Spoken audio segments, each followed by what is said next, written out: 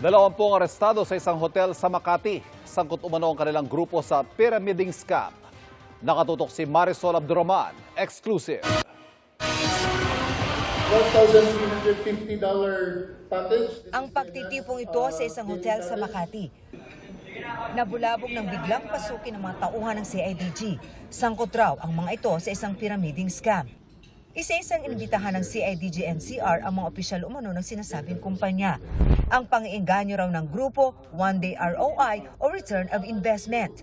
72,500 pesos ang inisyal at minimum na amount na pwedeng ilagak. In just one day, mababalik sa yung pera mo na ipinasok. Hindi nila sinasabi na yung pera mo pala ay gagamitin through online casino. Yung ginagawa nila na scheme na yan is meron ka rin ulit upline at yung upline mo magkakaroon din ng percentage yan kapag nanalo ka. Napigilan daw ng mga otoridad na makapangbiktima ang grupo na kasama sa pagtitipon kagabi. Bagamat sa kanilang investigasyon, Hunyo ngayong taon nang mag-umpisa ang grupo na base raw sa Singapore.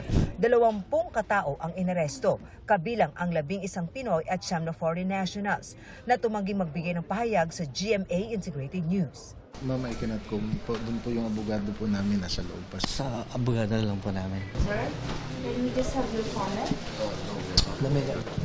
Sir, the lawyer, nothing. Comment, sir, on the allegation? Sinubukan din namin kunin ang panig ng kanilang abogado pero hindi sila nagbigay ng pahayag. Sasampahan sila ng mga kaukulang reklamo. Kasama sa inabutan ng CIDG sa pagtitipon kagabi, si dating Justice Secretary Vitaliano Aguirre. Ayon sa CIDG, isa si Aguirre sa mga abogado ng kumpanya ng Procap International Incorporated. Sa videong kuha ng CIDG, maririnig si Aguirre na nagpapaliwanag na wala raw mali sa transaksyon ng kumpanya.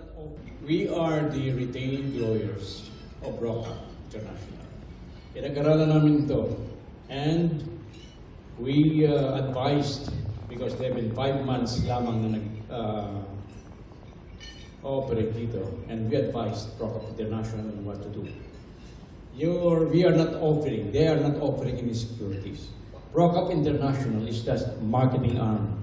Ang nagwa-fund talaga dito, yung sinasabi ninyo nag-offer, is InsurTech. Hindi raw inaresto si Aguirre dahil hindi naman daw siya parte ng kumpanya, kundi abogado lamang.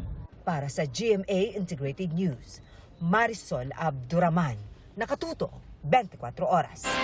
Mga kapuso, samahan nyo kaming tumutok 24 oras. Bisitahin at mag-subscribe sa GMA Integrated News sa YouTube. Sa mga kapuso abroad, bisitahin ang GMA Pinoy TV at www.gmanews.tv.